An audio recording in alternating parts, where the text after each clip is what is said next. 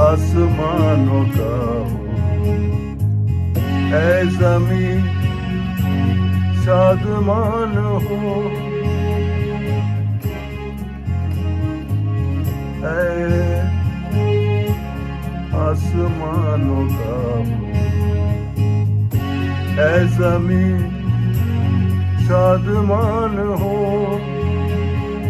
ऐ पहाड़ों नगमा परदाज़ी करो, क्योंकि खुदा ने अपने लोगों को तसल्ली बख्शी है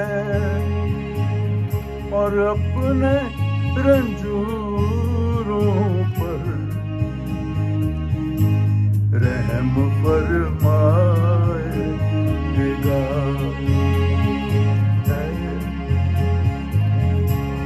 आसमान का हो, ऐ ज़मीं शादमान